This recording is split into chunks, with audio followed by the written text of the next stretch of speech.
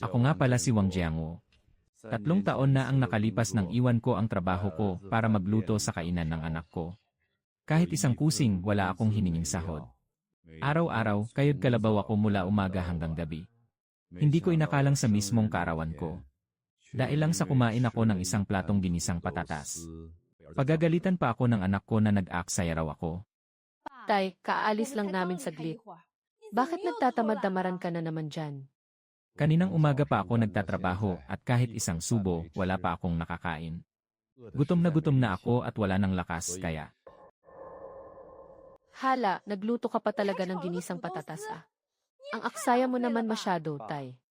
Mali na yata yung ginagawa mo. Ang dami-daming tira-tirang pagkain dito sa kainan. Hindi pa ba sapat yun para kainin mo? Bakit kailangan mo pang magluto ng patago para sa sarili mo? Umay na ako sa mga tira-tirang pagkain. Gusto ko lang namang makatikim ng bagong luto. Tay, bakit ba nagiging mapili ka ngayon? Hindi mo ba naisipang magtipid man lang? Ako, hindi nagtitipid. Birthday ko ngayon. Tapos patatas lang ang kinain ko. Paano naging hindi pagtitipid yon? Kahit na birthday mo, hindi ka pa rin pwedeng magwaldas ng pera. Itong isang platong patatas na iyan, 20 piso ang benta natin dyan. Tay, ayoko sanang pagsalitaan ka. Pero hindi naman namin pinipita sa puno ang pera namin. Hindi mo ba man lang kami iniisip? Tay, hindi ka na talaga marunong umintindi ngayon. Hindi madali sa amin ang kumita ng pera. Paano kami aasenso kung ganyan ka mag-aksaya?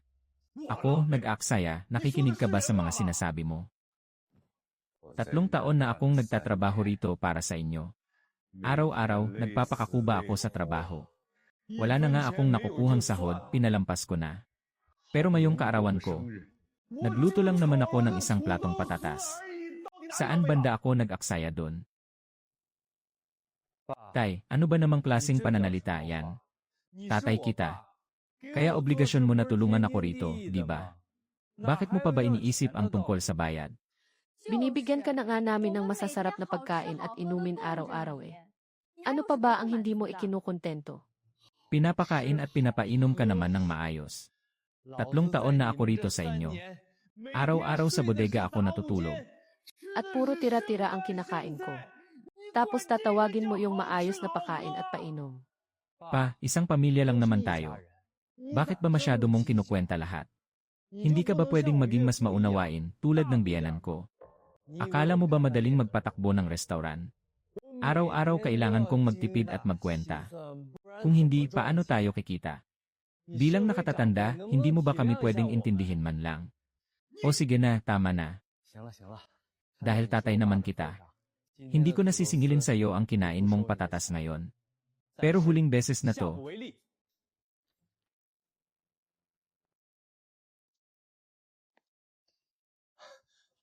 Pa, nandito na pala kayo. Taizu, balita ko'y napakaganda raw ng negosyo mo sa restaurant ito, ah. Dahil po iyan sa swerteng dala ninyo, pa. Minsan lang po kayo makabisita.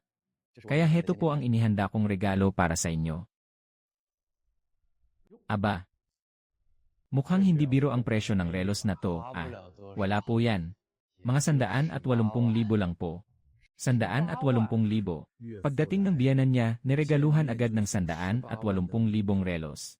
Tapos ako, pati isang platong patatas, kinukwenta pa sa akin. Ito pala ang magaling na anak na pinalaki ko. Taizu, napakamaalalahanin mo naman. Basta po magustuhan nyo. Galing pa sa malayo ang papa, paniguradong gutom na siya. Maghanda ka na ng makakain. Walang problema, pa. Kakain ang biyanan ko. Pumunta ka sa palengke at bumili ng mga seafood. Gusto ko ng isang king crab, 2 malaking lapu-lapu, 8 abalon at kalahating kilong sea cucumber. Heto ang 10,000. Kung kulangin man, ikaw na muna ang mag-abono. Huwag mong kakalimutang bumili ng alak. Tama, bumili ka na rin ng 2 bote ng mamahaling alak. Hindi kasi sanay uminom ng iba ang biyanan ko. Ano pang tinutunganga mo riyan, kilos na? Bilis, lumayas ka sa paningin ko, buwisit. Ano pang tinutunganga mo dyan? Kilos na sabi eh, leche. Tay, nababaliw na po ba kayo? Bakit nyo ba bigla-biglang tinatapon ang pera ko? Wang Tiezu, ibang klase ka rin talaga eh. Ako na tatay mo, sa mismong birthday ko, kumain lang ng ginisang patatas. Sasabihan mo na agad akong magastos at hindi marunong magtipid. Tapos ngayong nandito ang biyenan mo. May packing crab ka pa. May pamamahaling alak pa. May parelo ka pang nagkakahalaga ng 180,000. Bakit hindi mo sabihin aksaya yan? Tay, mapagkukumpara ba kayo sa biyenan ko? Laking probinsya po kayo. Sanay na kayo sa hirap. Pero iba ang biyenan ko. Isa siyang retiradong guro. May pinag-aralan. Natural lang na di kalidad dapat ang pagkain at inumin niya. Tama, isa ka lang namang probinsyano. Anong karapatan mong makipagkumpara sa papa ko? Ay naku balay. Huwag sana tayong masyadong mapagmataas. Kahit paano. Galing ito sa puso ng mga bata. Bakit kailangan mo pang palakihin ang issue? Tay, tingnan niyo nga ang biyenan ko, napakaunawain. Hindi ba kayo pwedeng tumulad sa kanya? Kaya pala, ang biyenan mo pala ang edukado't kagalang-galang. Habang ako naman ang walang kwenta. Pwes, simula ngayon, yang kagalang-galang mong biyenan na ang paglutuin mo dito sa restaurant. Sawa na ako, hindi na ako magtatrabaho rito. Tay, pwede ba, huwag na kayong gumawa ng iskandalo. Paulit-ulit na lang, hindi ba't para lang to sa isang platong patatas? Hindi ko nga pinabayaran sa inyo, yun eh. Ano pa bang gusto niyong mangyari? Wang Tiesu, 3 taon akong nagpakakuba at naging alipin dito para sa'yo. Wala akong hiningin kahit isang kusing. Ang pag-asenso ng restaurant na ito. Lahat yan ay dahil sa walang tigil kong pagluluto sa harap ng mainit na kawali. Kung hindi ako nagpakamatay sa kakatrabaho, mararanasan mo ba ang ganitong kasarap na buhay ngayon? Tapos ngayon, kumain lang ako ng ginisang patatas. Nakuha mo pa talagang manghingi ng pera. Kinain na ba ng aso yang konsensya mo? Tay, sumusobra na po yang sinasabi nyo. Dinala ko po kayo rito sa syudad para maginhawaan. Tapos ganyan pa ang sasabihin nyo sa akin. Totoo naman kung hindi namin kayo inalagaan. Baka kung saan-saan lang kayo namumulot ng basura ngayon. Mas gugustuhin ko pang mamulot ng basura kaysa maranasan yang ginhawa nyo.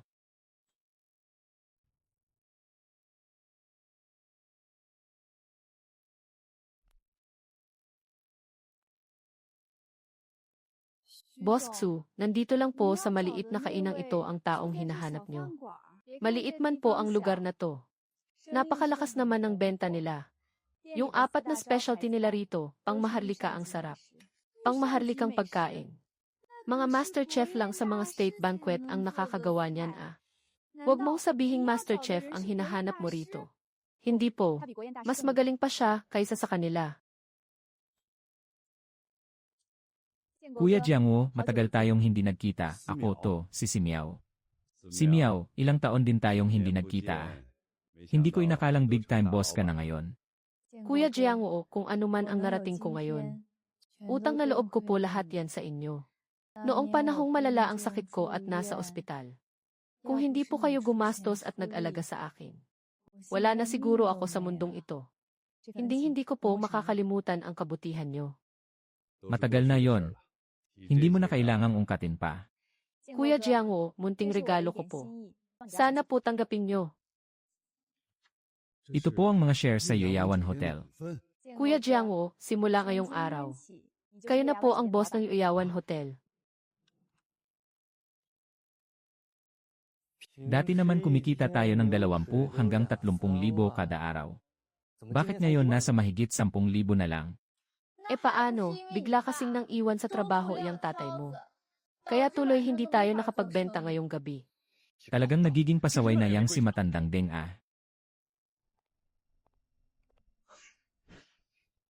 Naku, Boss Ma. Anong hangin ang nagpadpad sa inyo rito? Naku, Boss Ma. Anong hangin ang nagpadpad sa? Nandito ako para mag-book ng handaan sa inyo. Boss Ma, ilang lamesa po ba ang kukunin nyo? Anong klaseng handa po ba? May asikasuhin kasi akong mga yi ngayong weekend. Kukuha ako ng 15 mesa para sa isang piging dito sa inyo. Para sa kalidad nito, gawin nating 28,000 ang budget sa bawat mesa.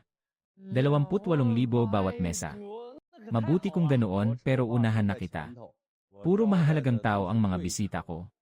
Kung magkaroon man ng problema sa mga pagkain nyo, at hindi masiyahan ang mga bisita ko, Kailangan niyong magbayad ng 10 beses ng orihinal na presyo. Boss Ma, huwag kayong mag-alala. Subok na ang magandang reputasyon ng kainan namin. Wala pa kaming naging palpak, sige. Pipirmahan na natin ang kontrata ngayong araw. Siya nga pala. Kailangang si Chef Wang mismo ang magluto para sa piging na ito. Hindi ako tiwala sa ibang chef. Walang problema, sir, and then, kukontakin na lang ulit kita kapag may kailangan. Mahal, hindi ba masyadong malaki yung 10 beses na bayad? Paano kung may mangyaring aberya? Ano bang alam mo? Isang malaking negosyante si Boss Ma. Hindi pera ang mahalaga sa kanya, kundi ang dedikasyon natin. Basta't maihanda natin ng maayos ang piging. Wala tayong magiging problema. Sa bagay, may punto ka. Sa 28,000 bawat mesa, ibawas na ang puhunan. Kikita tayo ng 200,000 sa transaksyong ito. Kapag natapos na ang pagiging abala natin dito, bibili tayo ng isang malaking mansyon at patitirahin natin doon ang tatay mo. Mabuti naman at may konsensya ka pa. Pero hindi pwedeng tumira doon ang tatay mo. Hindi ko masikmura ang amoy mantika niya sa katawan. Sanay naman sa hirap ang tatay ko. Hindi ba bagay sa kanya ang isang mansyon? Hayaan na lang natin siyang magbantay ng kainan natin. Yan ang gusto kong marinig. Siya nga pala, hindi pa nalilinis ang kusina. Tawagan mo na agad ang tatay mo. Pabalikin mo siya dito para hugasan ang mga pinggan. Tatawagan ko na.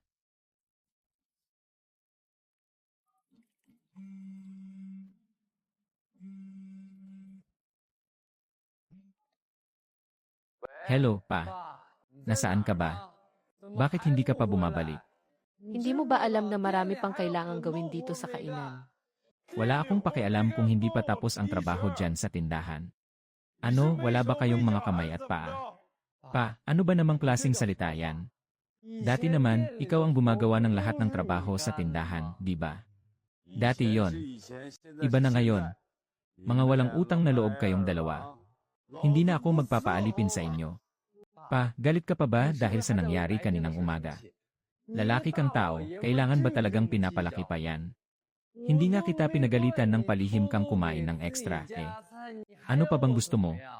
Sa tono ng pananalita mo, parang ako pa yata ang dapat magpasalamat sa iyo, ha?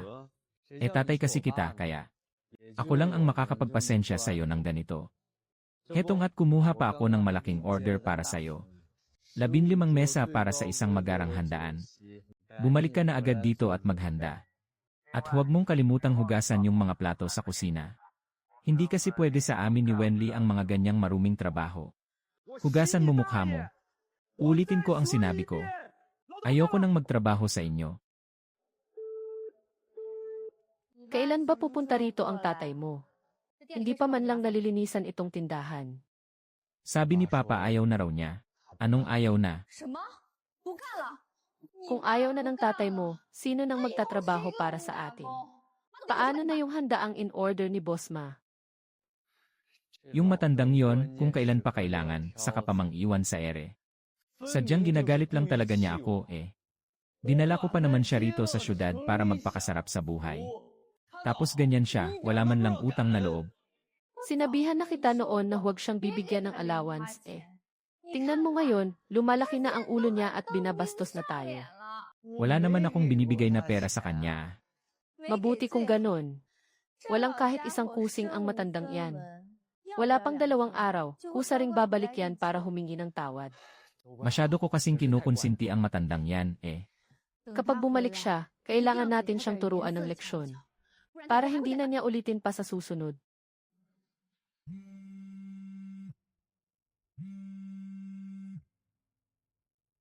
Hello, sino to? Boss. Bakit wala pa sa resto si Chef Wang? Kanina pa naiinip ang mga customer. Ano? Wala ang tatay ko sa resto. Ako pa nga ang nagbukas ng pinto eh. Walang tao sa kusina kahit isa. Eh, di sana tinawagan mo ang tatay ko. Tinawagan ko na ng ilang beses pero walang sumasagot, mga walang silbi. Ang ingay naman, anong nangyayari? Hindi ko alam kung saan nagpunta ang tatay ko. Akalain mo yon, hindi man lang nagbantay ng resto natin ngayon. Aba, ang matandang hukluban na yon, lakas ng loob mag-absent ha. Masyado na siyang namimihasa ah. Tawagan mo nga bilis, tanungin mo.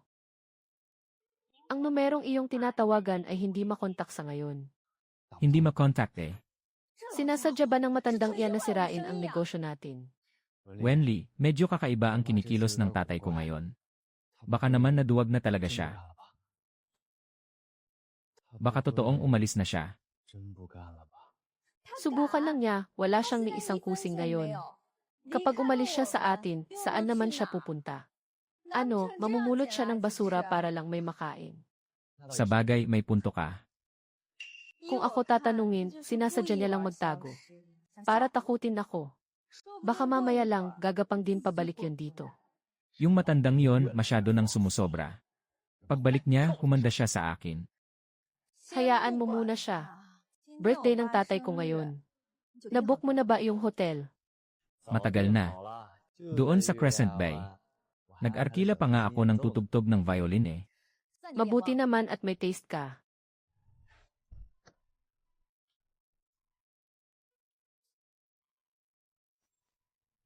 Ang ganda at ang sosyal naman ng hotel na to, pa. Siyempre, ang Crescent Bay yata ang pinakamagandang hotel dito sa atin. Para lang maipagdiwang ang birthday mo. 2 linggo bago ang araw na to, nag-book na agad si Tieso. Kayo talaga, masyado kayong gumagastos. Sana doon na lang tayo sa sarili nating resto nag-celebrate. Bakit kailangan nyo pang mag-aksaya ng pera sa ganito? Naku, hindi po pwede yon. Dapat dito lang sa mga 5-star hotel. Yan lang ang babagay sa katayuan nyo. Ay nga pala, bakit hindi yata sumama ang tatay mo? Huwag mong sabihin galit pa rin siya sa nangyari kahapon. Naku, huwag nang nating pag-usapan. Masyado kasing mababaw ang utak ng tatay ko. Dahil lang sa isang platong patatas, nagwala na ng ganun. Hindi pa siya pumasok sa trabaho ngayon. Nawalan tuloy tayo ng 10 hanggang 20,000 nang wala sa oras. Nanggigigil ako kapag naiisip ko eh. Ay naku, yang tatay mo talaga. Ang lakas-lakas ng benta ng karinderya natin. Tapos nagbubulakbol lang siya sa labas. Nakakabwisit talaga.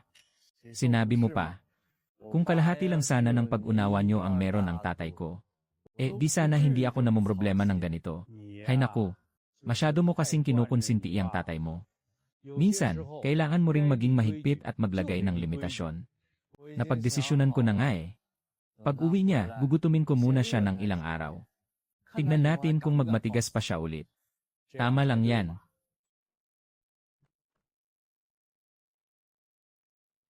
Boss Xu. Manager Song.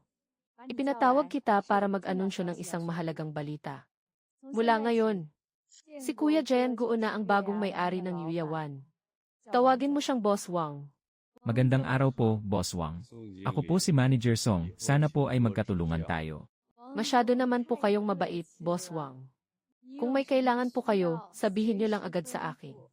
Manager Song, may aasikasuhin lang akong sandali. Ikaw muna ang mag-tour kay Boss Wang dito. Huwag na. Ako na lang ang lilibot. Sige na, asikasuhin nyo na ang mga trabaho nyo.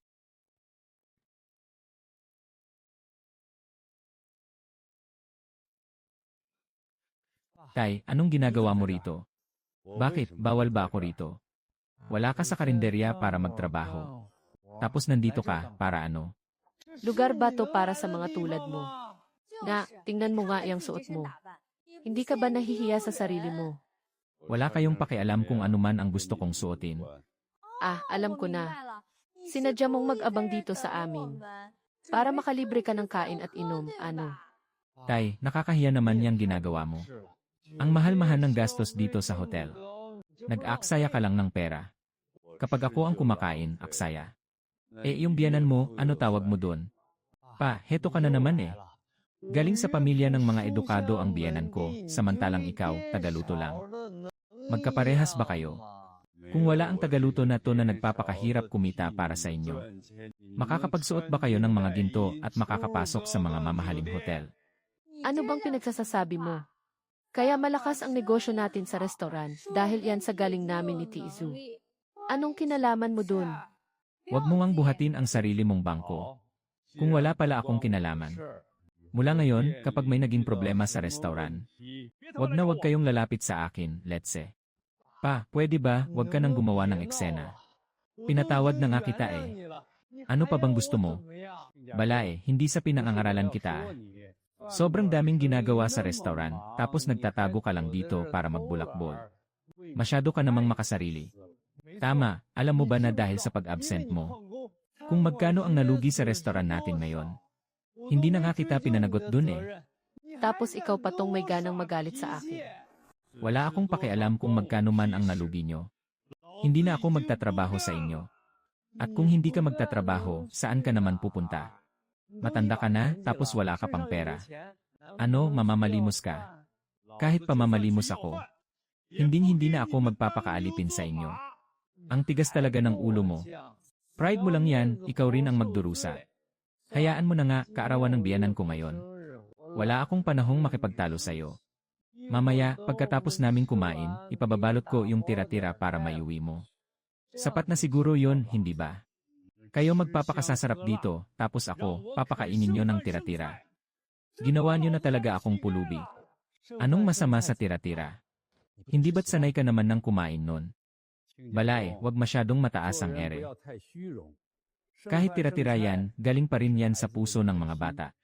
Mabuti pa ang biyanan ko, madaling kausap. Tay, hindi ka ba pwedeng matuto man lang, wala ka talagang pakiramdam eh. Sige na, wag na kayong mag-aksaya ng laway sa kanya. Tumawag kayo ng gwardiya, palayasin nyo yan dito. Amoy mantika. Nakakasuka ang amoy, gwardiya. Mga sir, madam, ano po ang kailangan nyo? Ang taong to, gustong kumain ng libre. Palayasin nyo na nga yan dito, bilis. Matanda, ang kapal din naman ng mukha mo ah. Abat may gana ka pang pumunta rito sa Yuyawan para kumain ng hindi nagbabayad. Sinong nagbigay sa iyo ng lakas ng loob? Aling mata mo ang nakakita na kakain ako ng hindi nagbabayad? Isa itong 5-star hotel. May pambayad ba ang isang katulad mo? Kung may hiya ka pa, umalis ka na. Kundi, wag mong isisi sa akin kung saktan kita, naintindihan mo.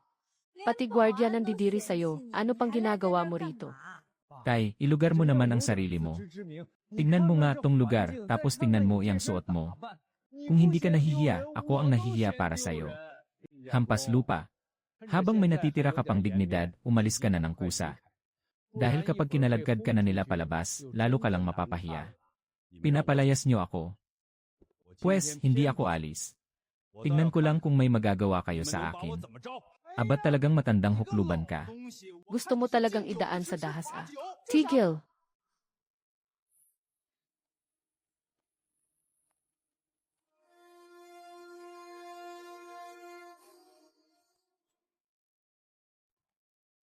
Ang lakas ng loob mo. Sinong nag-utos sa iyong saktan siya? Gusto pong kumain ng libre ng matandang to. Kaya, mga bulag ba kayo? Siya si Amy V. Wang, ang bagong may-ari ng Yuyawan. Ano? Teka. Sinabi mo bang siya ang may-ari ng Yuyawan? Tama. Hahaha. Gusto mo ba akong mamatay kakatawa para manahin mo ang yaman ko? Tingnan mo nga ang itsura niya, mukha ba siyang may-ari? Baka naman nagkakamali ka lang ng tao. Isang hamak na kusinero lang yang tatay ko, paano siyang magiging boss? Kung siya ang may-ari ng Yuyawan. Aba, pwede na rin akong maging presidente ng Amerika. Talaga bang sigurado kayong wala akong mararating? Huwag ka nang magkunwari, akala mo ba hindi ko kilala ang pagkatao mo? O sige na, kami na lang ang lokohin mo. Huwag mo nang lokohin pati sarili mo. Balae, saan mo ba nakuha ang mga artistang to? Medyo kapani-paniwala ah. Artista. Ang lawak din naman ng imahinasyon nyo, ano? Kakain pa kami mamaya. Wala kaming oras sa mga kalokohan nyo. Bumalik ka na nga ron at magtrabaho. Bukas ng umaga. Kapag hindi kita nakita sa tindahan, huwag mo akong sisisihin kapag nagalit ako. Mahal, halika na. Sandali, sinabi ko bang pwede ka nang umalis, lakas ng loob mong harangin ako ah. Hindi mo ba alam na ako rito sa Yuyawan? Kahit sino ka pa, wala kaming pakialam. Hindi kayo tanggap dito sa Yuyawan Hotel. Mga gwardiya, palayasin ang mga iyan. Teka, anong ginagawa nyo? Bitawan nyo ako, isa akong UAE.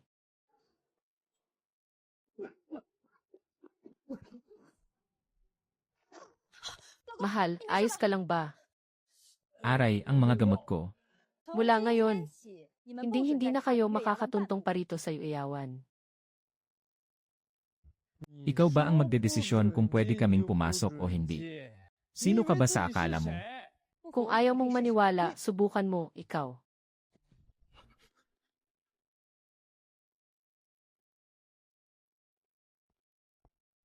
Mahal, masyadong mayabang ang babaeng yan. Gumawa ka ng paraan para turuan siya ng leksyon. Huwag kang mag-alala. Isa kaya akong i-ay sa yayawan. Kilala ko rin ang manager ng hotel na si Manager Song. Isang salita ko lang. Siguradong pagbabayaran ng babaeng yan ang ginawa niya. O heto, tumatawag na sa akin si Manager Song. Hello, Manager Song. Mr. Wang, dahil sa ginawa ninyong panggugulo, matindi ninyong nilabag ang mga patakaran ng hotel. Tatanggalin ko na ang EUIS privileges ninyo. At isasama na rin kayo sa blacklist ng habang buhay. Ano, Manager Song, baka naman may hindi lang tayo pagkakaunawaan. Pakinggan mo muna ang paliwanag ko. Mahal, akala ko ba EUI ka? Paano ka napasama sa blacklist? Hindi ko rin alam. Kasalanan to ng tatay mo eh. Kung hindi lang sana dahil sa panggugulo niya. Bakit naman tayo pag-iisipan ng masama ni Manager Song? Napakabwisit talaga nitong si Mang Deng. Pagbalik niya sa restaurant bukas, parurusahan ko siyang maghugas ng napakaraming pinggan.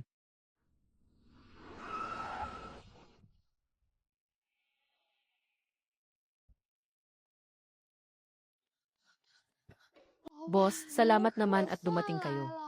Bakit ba? Ano't nagpapanik kayo, magtatanghali na ah? Anong oras ba darating si Chef Wang? Ang dami na nating nakaupong customer ngayon. Hinihintay na lang maluto ni Chef Wang ang mga order nila. Ano, umabsent na naman ang tatay ko. Pinatawad ko na nga siya kahapon, ang lakas pa rin ng loob niyang magbulakbol. Sinasadya talaga ng matandang iyon na inisin tayo ah. Boss, gumawa na kayo ng paraan. Kundi baka maglayasan lahat ng customer natin. Tatawagan ko siya ngayon din.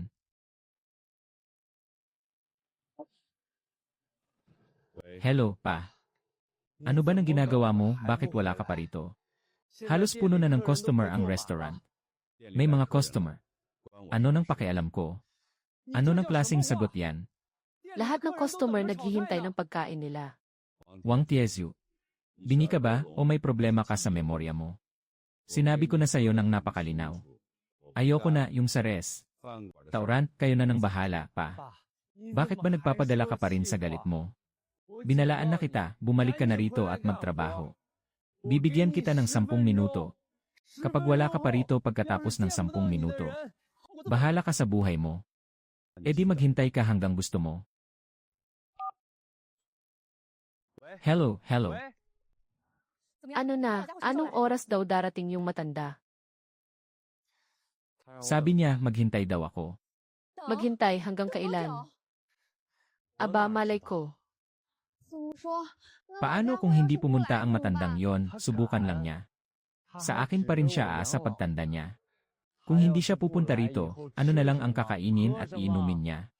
Sa bagay, ikaw lang naman ang anak ng matandang yon. Kahit maglakas loob pa siya, hindi yon mangangahas na kalabanin ka ng tuluyan. Maghihintay lang tayo ng 10 minuto.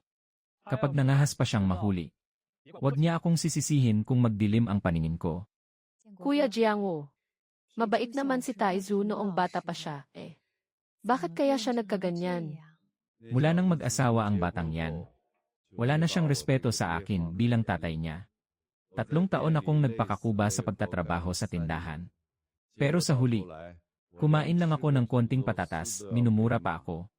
Nakakasama talaga ng loob kapag naiisip ko. Hayaan mo na yon, Kuya Jiangwo. Bata ka pa naman. Mag-anak ka na lang ulit kung kinakailangan. Boss Xu, Boss Wang. Ano yon? Tumawag po kanina lang si Boss Liu ng Donghai International. Sabi niya, mag-imbita raw siya ng mga CE sa hotel natin bukas.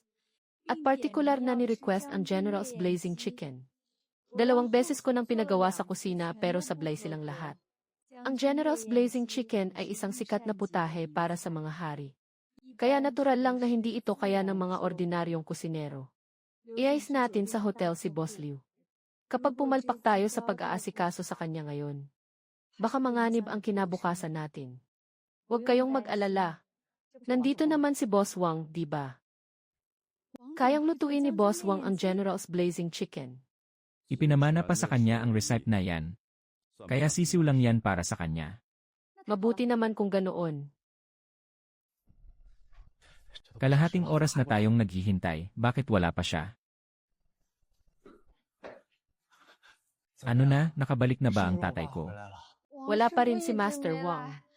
At kanina pa nagmamadali ang mga bisita. Kapag hindi pa tayo naglabas ng pagkain, paniguradong aalis na silang lahat. Anong kalokohan ba ang ginagawa ng matandang yon? Tawagan mo nga ulit. Alamin mo kung saang lupalop na siya napadpad.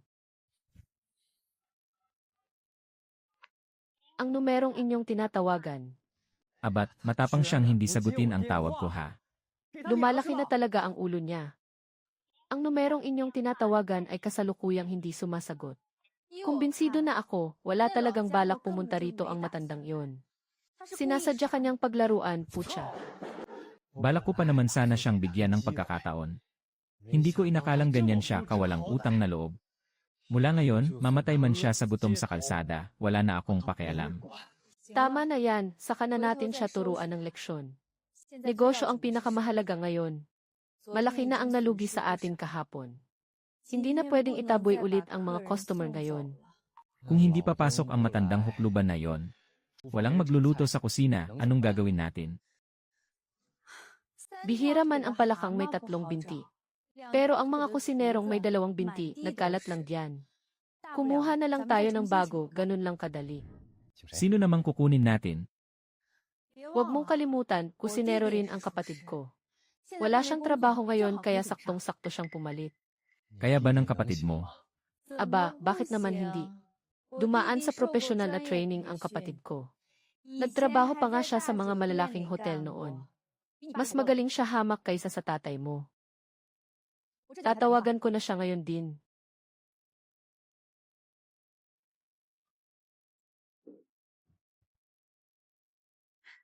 Wenhao, nandito ka na pala. Ate, ayos lang naman sa akin na maging kusinero nyo. Pero pagdating sa sweldo, hindi pwedeng mababa. Magkano ba ang gusto mo? 30,000 kada buwan. Ano, 30,000? 5,000 lang ang sweldo ng ibang kusinero, ah. May paparis mo ba sa akin ang ibang kusinero? Sertipikado at profesional ako. Nagtrabaho pa ako sa isang 5-star hotel dati. Pero masyado naman yatang malaki yan. 3 taong nagtrabaho ang tatay ko nang walang bayad kahit isang kusing. Tapos itong lalaking to. 30,000 agad ang hinihingi. Kung ayaw nyo, di huwag. Sige, 30,000 kung 30,000. Ibibigay na natin, mahal. Kikita naman tayo ng higit 100,000 sa handaan ni Boss Ma. Anong masama kung lakihan ng konti ang sweldo? Sa kasimula ngayon, kapatid ko na ang hahawak sa kusina. Siguradong mas lalakas pa ang negosyo natin. Wenhao. Sa iyo na nakasalalay ang restoran natin mula ngayon. Huwag kang mag-alala, ate. Ako na nang bahala rito.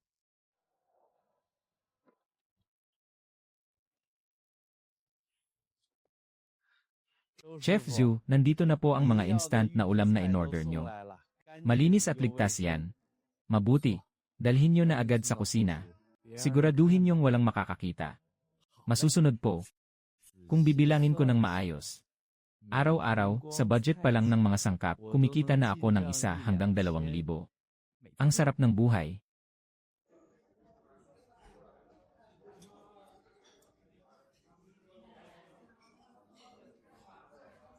Bakit parang iba ang lasa ng braised pork na to kaysa dati?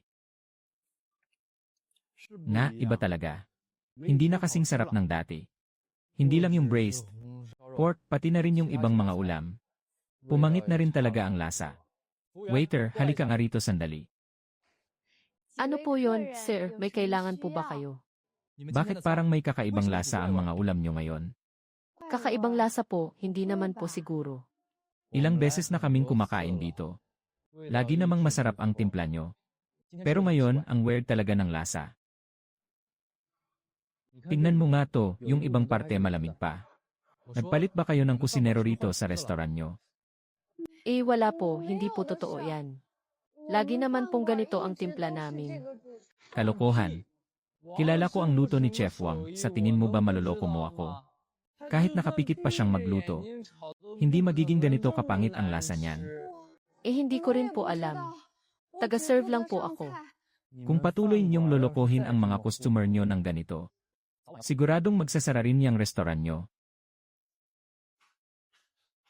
Mahal, kamusta ang negosyo natin ngayon? Ayos lang naman. Medyo kumunti nga lang ang mga tao kay Sarati. Pero tuloy-tuloy pa rin ang kita natin. Kung ganon, magaling talaga iyang kapatid mo. Aba syempre, dati ko pa namang sinasabi na profesional na kusinero ang kapatid ko. Kapag nandyan siya, siguradong walang magiging problema. Kahit medyo malaki-laki ang sahod niya. Sulit na sulit pa rin naman. Ngayong nandito na ang kapatid ko, hindi na natin kailangan ang tatay mo. Tingnan nga natin kung paano mabubuhay ang matandang iyon kapag wala na tayo para palamunin siya. Kung ano ang kahihinatnan niya. Para maluto ang General's Flaming Chicken, kailangan mabusisi ka sa mga sangkap. Una, kailangan mong pumili ng isang manok na San Juan. Bukod pa dyan, kailangan itong haluan ng 6 na klase ng kabute at 18 uri ng pampalasa. Siyempre, ang pinakamahalaga sa lahat ay ang alak. Alak na puti, alak na prutas, at alak na huadyaw. Hindi pwedeng mawala ang kahit isa sa tatlong ito. At iba-iba rin dapat ang taon ng pagkaburo ng bawat alak. Nasa karanasan na ng chef kung paano niya ito gagamitin. Hindi ko talaga inasahan na ganito pala kakomplikado ang proseso ng General's Flaming Chicken. Kung hindi ito komplikado, hindi ito matatawag na pagkain pangmaharlika. Chef Wang. Boss Liu, may kailangan ka ba? Chef Wang. Matagal na tayong maayos na nagkakatrabaho ng restoran nyo. At kailanman ay walang naging problema. Pero kahapon, nung nag-deliver ako ng mga gulay gaya ng dati, nireklamo ng bagong chef na masyado raw mahal ang mga tinda ko. At binalik niya lahat. Binalik. Hindi lang niya binalik ang mga gulay ko. Humanap pa siya kay Hulaosan sa bandang kanluran ng palengke. Alam ng lahat na nagbebenta lang si Hulaosan ng mga pre-made na pagkain. Mura nga, pero hindi naman sariwa, di ba? Kung pre-made na pagkain ang gagamitin ng restoran para lokohin ang mga customer, hindi ba't sinisira lang nila ang sarili nilang pangalan? Kung magpapatuloy pa ito, malamang ay magkakaproblema ng malaki ang restoran nyo. Boss Liu, para sabihin ko sa iyo ang totoo. Hindi na ako nagtatrabaho sa Zeus Restaurant. Gumamit man sila ng pre-made na pagkain o hindi. Wala na akong pakialam doon. Ano, hindi ka na nagtatrabaho roon? Mabubuhay pa kaya ang Zeus Restaurant kung wala ka? Sabi mo nga, Zeus Restaurant yon. Wala na itong kinalaman sa akin. Kaya pala pansin kong humihina ang benta ng Zeus Restaurant nitong mga nakaraang araw. At ang dami pang natatanggap na reklamo mula sa mga customer. Yun pala'y hindi na ikaw ang namamahala roon. Mang Wang, saan mo balak pumunta pagkatapos nito? Nandito ako ngayon sa Yoyawan Hotel. Kung hindi naman abala sa'yo na kami kukuha ng mga supply ng hotel mula ngayon. Aba, di napakaganda niyan. Dahil sa isang magaling na chef na tulad mo dito sa hotel. Siguradong lalakas at unlad ang negosyo nyo. Pa, authentic na Jiangxiang Baijiu ito. Mahigit 3,000 ang isang bote nito. Tikman nyo po. Aba, hindi na masama. Totoong masarap na alak na ito. Basta ba nagustuhan nyo? Nga pala, narinig ko, hindi raw pumapasok sa pwesto ang balay ko nitong mga nakaraang araw. Hindi ko nga alam kung anong sumapi sa tatay ko, Ni anino niya, hindi ko makita. Hindi rin niya sinasagot ang mga tawag ko. Nakakabanas kapag naiisip ko. Kung wala ang balay ko para mamahala. Paano na ang negosyo niyo sa kainan? Pa, huwag kayong mag-alala. Kinuha namin si Wen Hao. Siya muna ang pinababantay namin sa pwesto ngayon. Si Wen Hao. Kaya ba niya yon?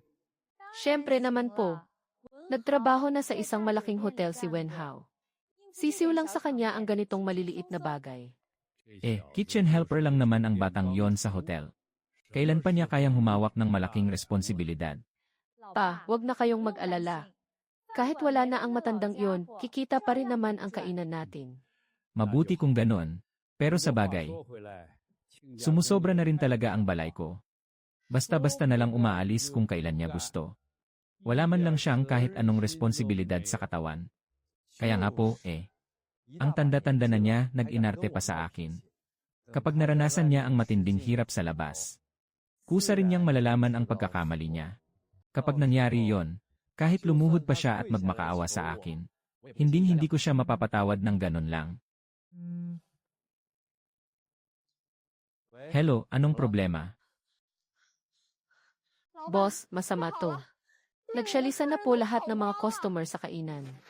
Anong ibig mong sabihin nag-alisan silang lahat?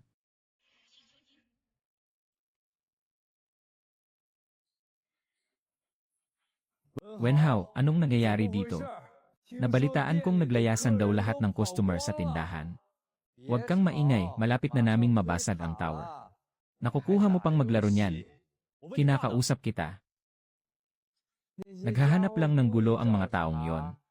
Pinipilit nilang may mali daw sa niluto ko. Palibhasa mga walang panlasa, hindi alam kung ano ang tunay na masarap. Hindi kaya na may mali talaga sa niluto mo. Anong klaseng salita yan? Isa akong profesional na chef. Paanong magkakaroon ng mali doon? Kung hindi nila gusto ang luto ko, di ikaw na ang magluto. Aba tama na, tama na. Tumigil na kayo sa pag-aaway. Galing sa isang malaking hotel ang kapatid ko. Mga mamahaling pagkain lang ang niluluto niya. Hindi yan katulad ng mga tinda lang sa tabi-tabi. Baka hindi lang sanay ang mga customer sa lasa. Masasanay din sila kapag natikman ulit nila, Tama talaga ang sinabi ni ate. Hindi lang sanay sa luto ko ang mga ignoranteng yon. Sabihin na lang nating wala talaga silang taste. Negosyo ang pinapatakbo natin dito. Kaya wag mo laging inaaway ang mga customer.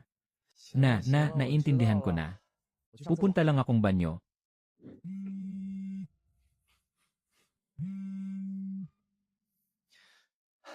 Hello, Boss Ma. Ano po ang maipaglilingkod ko sa inyo? Boss Wang, bukas na ang napag-usapan nating araw. Kamusta na ang paghahanda para sa handaan? Huwag kayong mag-alala, Boss Ma. Nakahanda na po ang lahat. Boss Wang, wag mong sabihin hindi kita binalaan ah. Luto lang ni Master Wang ang gusto ko. Kung susubukan mong palitan ng chef, ikaw ang mananagot sa mangyayari. Anong sabi ni Boss Ma? Ang luto lang daw ni Papa ang gusto niya. Bawal daw palitan ng chef sa kalagitnaan ng trabaho. Kundi magbabayad tayo ng danyos ayon sa kontrata. Kuya Jiangwo, nabili na ng mga inutusan ko ang lahat ng kailangan mo. Tingnan mo kung may kulang pa. Sapat na yan. Kailangang pantay-pantay ang hiwa ng mga kabute para mas manuot ang lasa. Huwag masyadong punuin ng mga sangkap. Magtira ka ng sapat na espasyo para makaikot ang init sa loob. Kulang pa sa taon ang alak na ito. Masyadong matabang ang amoy. Ang bango naman, Kuya Jiangwo, anong alak to? Plum wine na ako mismo ang nagtimpla. Ang tamang proporsyon ng alak ang pinakasusi rito. Kapag napadami ang puting alak, magiging masyadong malakas ang apoy. Madaling masusunog ang balat. Kapag napadami naman ang fruit wine, hihina ang apoy. Hindi magiging malutong ang balat.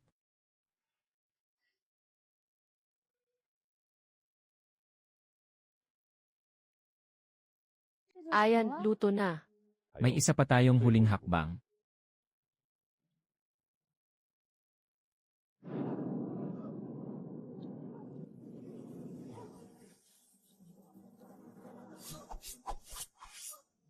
Ihain na ito.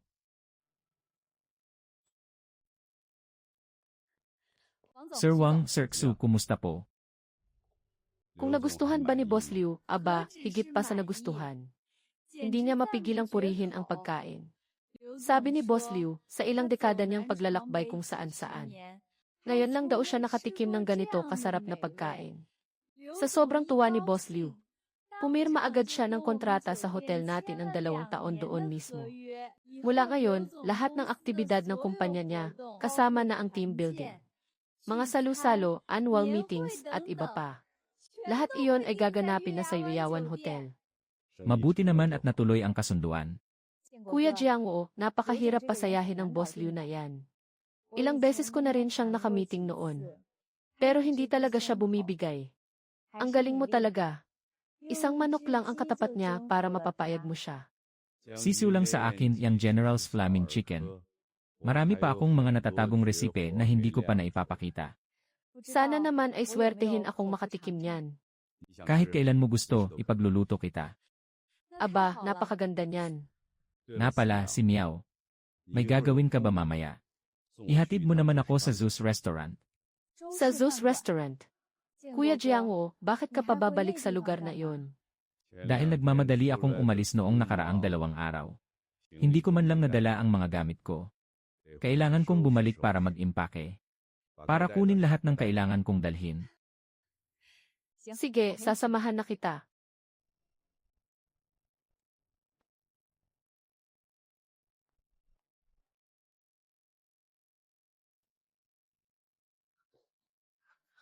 Boss, may magandang balita. Kakabalik lang po ni Master Wang. Boss, may magandang balita. Kakabalik lang po ni Master Wang. Bumalik na saan siya? Nandoon po sa bodega, nag-aayos ng mga gamit niya. Sa wakas, napilitan ding bumalik ang matandang iyan. Sabi ko na nga ba eh. Wala siyang dalang kahit ni isang kusing. Siguradong hindi siya tatagal sa labas ng ilang araw. Sinasabi ko sa iyo, hindi dapat kinukonsinti ang matandang iyan. Mamaya, pag nagkaharap tayo, kailangan natin siyang turuan ng leksyon. Huwag kang mag-alala, ako ang bahalang magdisiplina sa kanya. Pa, may kapal pa talaga ng mukha mong bumalik. Alam mo ba na dahil sa pag-absent mo nang walang pasabi nitong nakalipas na 2 araw? Kung gaano kalaki ang nalugi sa restaurant natin. Kaya nga, kailangan mong umamin sa kasalanan mo at humingi ng tawad ngayon din. At bayaran mo rin lahat ng naging lugi namin. Ako, amin sa kasalanan at hihingi ng tawad. At magbabayad pa sa inyo. Sira na ba ang mga ulo nyo? Kapag may ginawang mali, dapat lang naparusahan. Kung hindi, siguradong ulitin mo lang yan sa susunod. E paano kung hindi ako magbayad? Kung hindi ka magbabayad, huwag mo nang asahan na makakabalik ka pa sa trabaho. Aba, ang ibig nyo bang sabihin eh? Kailangan ko pang maglabas ng sarili kong pera para lang maging alipin nyo, ganoon ba? Ikaw na nga itong bumabalik para magmakaawa sa amin. Wala kang pagpipilian. Magmamakaawa sa inyo, ang kakapal ng mga mukha nyo. Nandito lang ako ngayon para kunin ang mga gamit ko. Mula ngayon, wala na akong kahit anong kinalaman sa bulok na lugar nyo. Anong sinabi mo? Pa, tapos ka na ba sa pag-inarte mo? Binibigyan na nga kita ng pagkakataon. Bakit ba ang tigas-tigas ng ulo mo? Kung hindi lang kita tatay. Tingin mo ba may pakialam ako kung mabuhay ka man o mamatay? Tama nga. Kung hindi dahil sa amin na bumuhay sa'yo, mararanasan mo kaya ang ganitong kagandang buhay. Huwag kang makapal ang mukha. Kayo, binuhay nyo ako. 3 taon akong nagtrabaho sa tindahan. Ni isang kusing wala kayong ibinayad, pinalampas ko na. Tapos madalas, ako pa ang nag-aabono pambili ng mga gulay. Saan kayo kumukuha ng kapal ng mukha para sabihin yan? Ano naman kung nag-abono ka ng kaunti? Pamilya tayo, bakit ba napakakitid ng utak mo? Lene. Pamilya, itinuring nyo ba talaga akong pamilya? Sa paningin nyo, isa lang akong kalabaw na libreng pinagtatrabaho, tama na. Bakit ba ang dami mong satsat?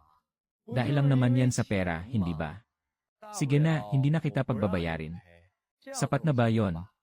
Pero mula ngayon, kailangan mong magtrabaho ng maayos. At huwag na huwag ka nang magtatamad-tamaran. Nga pala, may pabangkete bukas si Boss Ma sa tindahan. Kabuuan ay 15 mesa. Kilos na at ihanda mo na ang lahat. Kapag may pumalpak dito, lagot ka talaga sa akin. Wang Tiezhu, nasaan na ba ang konsensya mo? Ang daming isinakripisyo ng tatay mo para sa'yo. Wala ka man lang kahit katiting na utang na loob. Sino ka ba sa inaakala mo? Wala kang karapatang magsalita rito. Ikaw, Naiintindihan ko na. Kaya pala biglang nagbago si tatay. Dahil ikaw na malanding ahas pala ang nanunulsol sa kanya. Anong sinasabi mo? Ano? Mali ba ako? Ang babaeng ito ay isang malanding ahas. Manahimik ka nga. Ang lakas ng loob mong saktan ako. Kulang pa yan sa isang walang utang na loob na tulad mo. Subukan mo pang magsalita ng kung ano-ano. At babanatan talaga kita. Wang Jiangwo, nasisiraan ka na ba ng bait? Para lang sa babaeng yan. Nagagawa mo akong saktan. Tingnan lang natin kung alagaan pa kita pagtanda mo. Kahit mamatay pa ako sa gutom sa kalsada. Hindi ko kailangang magpabuhay sa'yo. Sige, ikaw ang may sabi niyan ha. Siguraduhin mo lang na hindi ka magsisisi. Ikaw ang magsisisi. Kung hindi ako ang magluluto. Tignan ko lang kung tatagal pa ng ilang araw tong restaurant nyo. Si Miao, tayo na.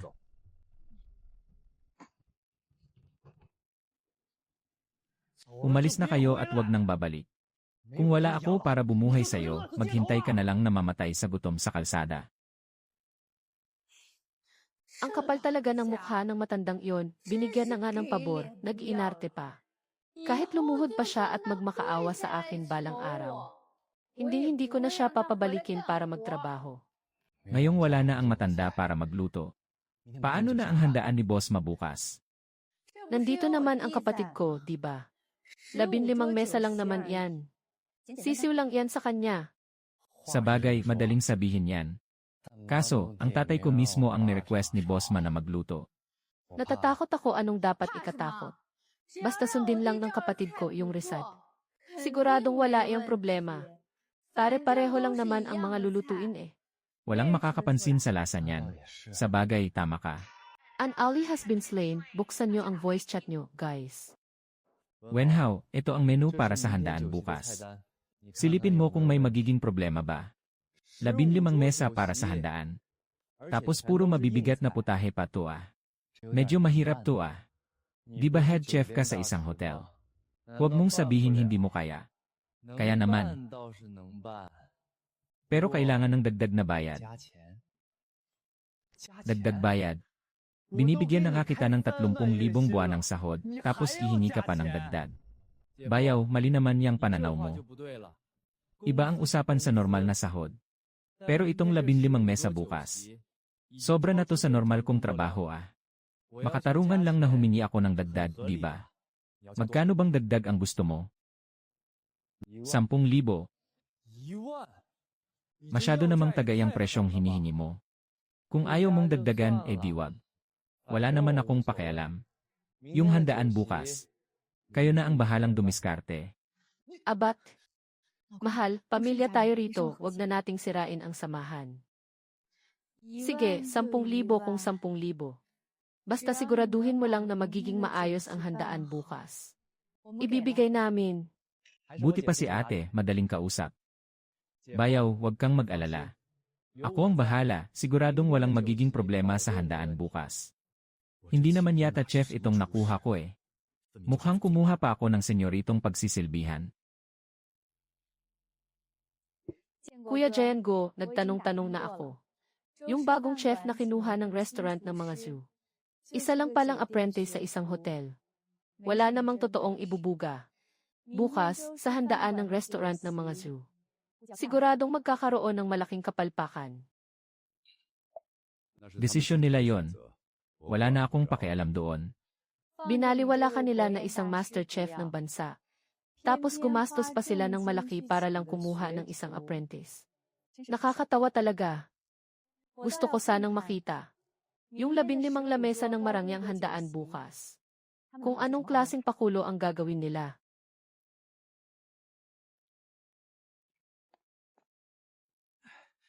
Chef Zhu, nandito na po lahat ng mga sangkap na hiningi nyo. Boss Yu, siguradong maayos ba itong mga pre-cook na sangkap mo? Yung nakaraan kasi, karamihan doon ay paso na. Kaya nawala ng maraming parokyano ang restaurant. Chef Zhu, nakadepende po iyan sa binabayaran nyo. Sa halagang ibinayad nyo. Itong mga malapit ng ma-expire na pre-cook meals lang ang kasya. Siyempre, kung gusto nyo ng mas bago, mas mahal ng konti ang presyo. Hayaan mo na, pwede na ito. Basta walang mamamatay kapag kinain, walang problema yan. Huwag po kayong mag-alala, magtatae lang naman sila sa mga expired na pre-cook meals na yan. Hindi sila mamamatay. Mabuti kung ganoon. Wenhao, handa na ba ang mga pagkain? Dadating na si boss mamaya-maya. Kanina pa nakahanda. Pwede nang i-serve anumang oras. Wenhao, ipapaalala ko lang sa'yo ulit. Kailangang pagigihan mo talaga ang handaan para kay boss ma. Hinding-hindi tayo pwedeng magkamali rito. Kundi malaking gulo ito. Huwag kang mag-alala, bayaw. Habang nandito ako, walang aberyang mangyayari. Ano tong mga to? Wala yan, mga dinala kong sangkap yan. Patingin nga ako. Bayaw, mga espesyal at pambihirang sangkap ang nakuha ko. Kailangang nakaselyo yan para hindi masira. Bawal galawin ng basta-basta. Espesyal na sangkap. Siyempre, 28,000 ang binayad sa bawat mesa ng handaang ito.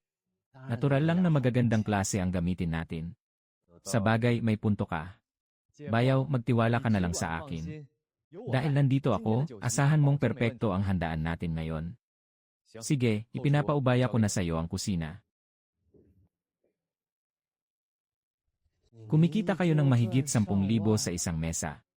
Hindi naman siguro masama kung kukuha ako ng konting porsyento, di ba? Director Liu. Maliit man po ang lugar na to sa paningin nyo. Pero pambihira talaga ang sarap ng pagkain dito. Kapag natikman nyo to kahit minsan, sigurado po akong babalik-balikan nyo. Boss Ma, medyo mapili ako sa pagkain. Hindi ako basta-basta nasasarapan sa mga pangkaraniwang putahe lang. Huwag po kayong mag-alala, Director Liu. Ang 4 na bestseller na putahe ng restaurant na to ay pampiesta ang kalidad. Mga master chef lang sa palasyo ang nakakagawa nito. Siguradong masisiyahan kayo. Sige, abangan ko yan.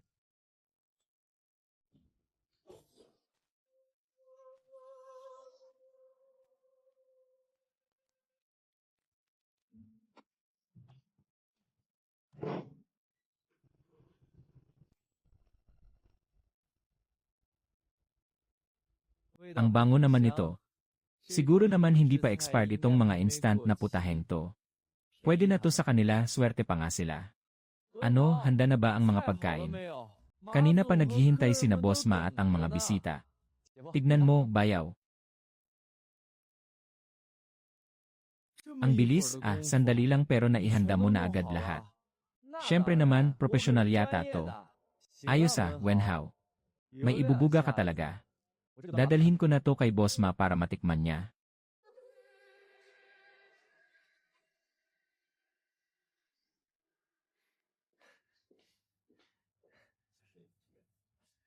Boss Ma, heto na po ang Gaizen Braised Pork na hiningi nyo. Director Liu, ito po ang isa sa 4 na signature dishes ng restaurant namin, ang Gaizen Braised Pork. Tikman nyo po. Sige, titikman ko na.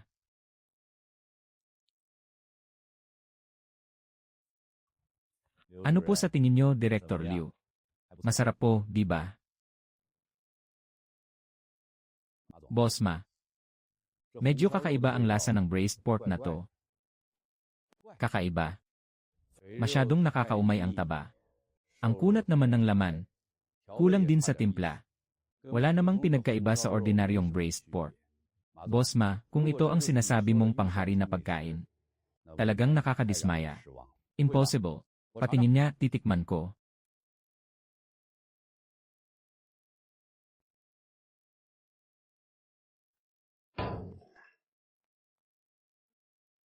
Anong nangyari sa Gaizen Braised Pork na to? Bakit iba ang lasa nito kumpara dati? Iba, imposible po yan. Sinunod naman po namin ang recipe ng maigi. Nakasampung beses ko nang nakain ang Gaizen Braised Pork na to. Tingin mo ba hindi ko malalaman kung nag-iba ang lasa? Umayos ka ng sagot sa akin. Pinalitan niyo ba ang head chef? Ang totoo niyan, si Chef Wang pa rin po ang nagluluto. Hindi po namin papalitan ang head chef. Pwes, paano mo ipaliliwanag to? Baka po sobrang busy lang ng mga kusinero. Kaya po nagka-aberya ng konti. Huwag po kayong mag-alala, babantayan ko po sila sa kusina mamaya. Sinisiguro ko pong hindi na to mauulit. Boss Wang, prangkahan na tayo Kapag ang mga susunod na putahe ay ganito pa rin kasama ang lasa. Huwag kang magtaka kung kalimutan ko ang pinagsamahan natin. Opo, sasabihan ko na po si Chef Wang ngayon din. Para ayusin niya ang pagluluto. Director Liu, pasensya na po talaga. Nakakahiya po sa inyo. Boss Ma, mukhang hindi naman nababagay sa titulo ang pinagmamalaki mong Master Chef. Hindi naman ganito dati Ewan ko ba kung anong nangyari ngayon, tignan na lang natin. Kung ganito lang din naman ang lasa ng mga susunod na putahe, mabuti pang wag na lang tayong kumain. Buwisit na Wang Tiezu na yan. Subukan mo lang sirain ang negosyo ko. Makikita mo talaga kung paano kita tuturuan ng leksyon. Push nyo yung tower, push the tower, bilis, sumugod na kayo, mga bano. Zhou Wenhao. Ano ba? Ginulat mo naman ako. May gana ka pang maglaro dyan ah. Tinatanong kita, anong nangyari dun sa niluto mong braised pork kanina? Sobrang hindi nagustuhan ni Boss Ma. Hindi ba ganun naman talaga ang lasa ng braised pork? Ano bang naging problema? Sabi ni Boss Ma, masyadong nakakaumay yung taba. Tapos sobrang kunat naman nung laman. Mali pa yung timpla. Paano mo ba talaga niluto yon? Normal na pagluluto lang naman ang ginawa ko ah. Kung hindi sila nasarapan, problema na nila yon. Anong pakialam ko dun? Sila pa ang pinapahanap mo ng problema. Bisita natin si Boss Ma. Tapos sisisihin mo siya. Nagpapatawa ka ba? Ganyan ba ang tamang ugali ng isang kusinero? Ano ngayon, porket bisita, sila na ang magaling. Ang arte naman kasi ng panlasa nila. Kayo kasi ang nag-spoil sa kanila eh. Wala akong panahong makipagtalo sa'yo. Galingan mo na lang yung pagluluto sa mga susunod na putahe. Kapag nagkaproblema pa ulit, wag mo akong sisisihin kapag kinaltasan ko yung sweldo mo. Kakaltasan mo ang sweldo ko. Subukan mo lang bawasan ang sweldo ko, aalis na ako rito. Bahala ka nang magluto para sa handaan ngayon. Ano ba yung ingay na yan? Ang gulo-gulo na nga sa labas tapos nag-aaway pa kayo rito. Gusto nyo pa bang dagdagan ang problema? Hindi kasi nagustuhan ni Boss Ma yung niluto ng kapatid mo. Pinagsabihan ko lang naman siya. Abay siya pa itong mas malakas ang boses. Wenhao, seryosohin mo naman yung pagluluto sa mga susunod na order. Malaking kliyente natin si Boss Ma. Kaya dapat lang naasikasuhin natin siya ng maayos. Sige na, sige na. Alam ko na ang gagawin ko. Mga probinsyanong to. Buti nga pinakain pa sila ng ganitong klaseng putahe. Tapos ang dami pang arte. Nakakaaksaya ng oras. Boss Ma, kalahating oras na ang lumipas. Bakit wala pa rin yung ibang pagkain? Director Liu, wag po kayong mainit. Pabibilisin ko po ngayon din. Waiter. Boss Ma, ano po ang kailangan nila? Ano bang ginagawa nyo? Bakit ang bagal ninyong magsilbi ng pagkain? Papakainin nyo pa ba kami o hindi na? Pasensya na po talaga, Boss Ma. Aasikasuhin ko po agad. Andito na, Boss Ma. Heto na po ang in-order ninyong espesyal na huadiao fish. Boss Wang, sigurado bang wala ng palpak mayon? Huwag po kayong mag-alala, Boss Ma. Ang putahing ito ay maingat na inihanda ni Chef Wang. Siguradong walang problema. Director Liu, itong espesyal na huadiao fish na ito ay isa sa 4 na pinakasikat na putahe ng restaurant na ito. Sobrang lambot at sariwa ng isda. Natutunaw sa bibig. At malalanghap mo talaga ang bango ng huadiao wine. Isang subo nyo lang dito. Siguradong hahanap-hanapin nyo ito. Ganun ba? Sige na, matikman.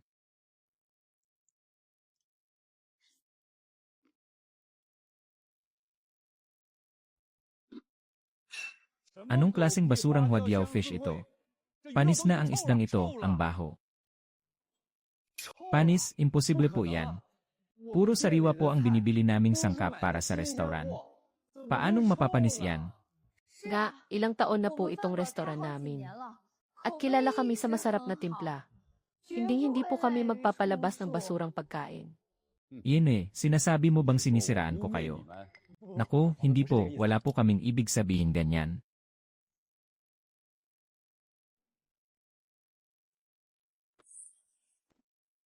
Hoy Wang, ang kapal ng mukha mo. Pababayaan ko na sana kung hindi masarap ang lasa, Pero ang lakas ng loob mong gumamit ng bulok na sangkap para manloko ng tao, gusto mo na bang ipasara ko itong restaurant mo? Boss Ma, baka may misunderstanding lang tayo. Misunderstanding baka mo? Mabaho na nga ang isda, tapos sasabihin mo sa aking misunderstanding. Tikman mo nga.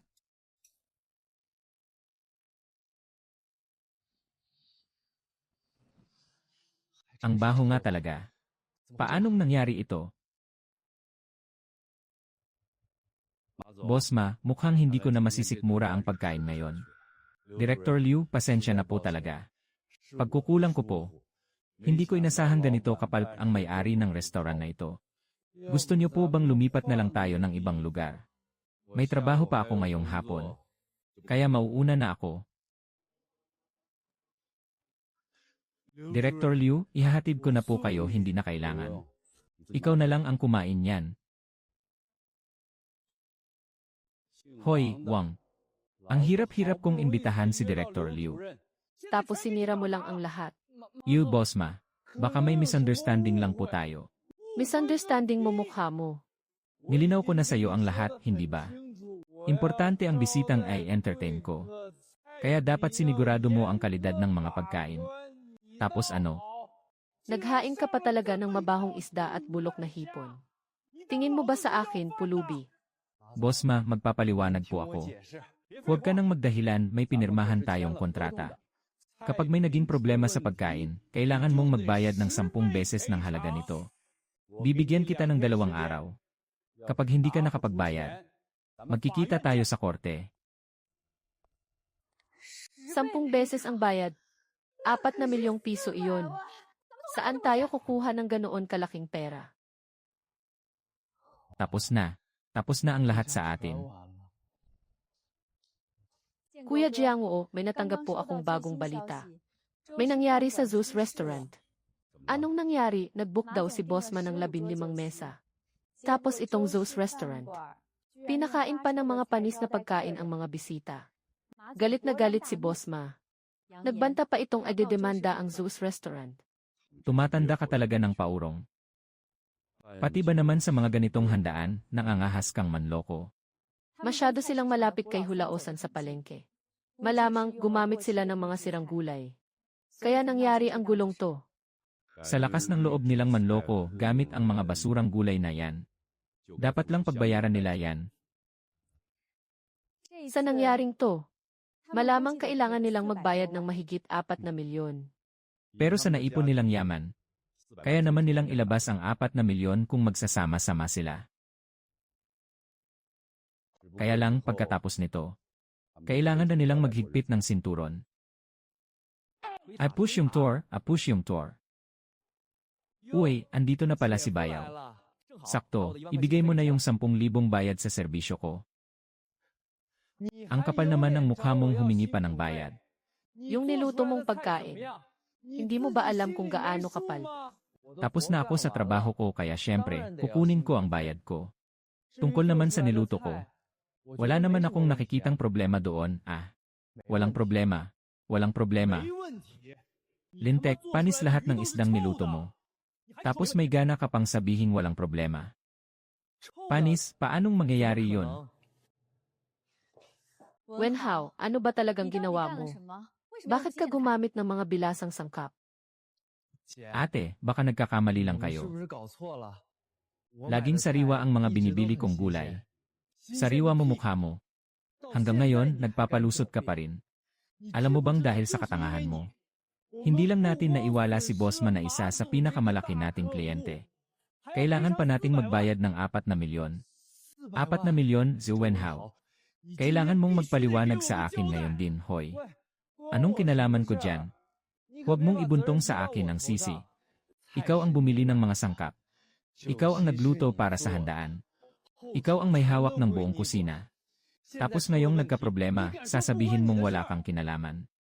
Wala naman akong ginawang masama, Huwag mo akong pagbintangan ka.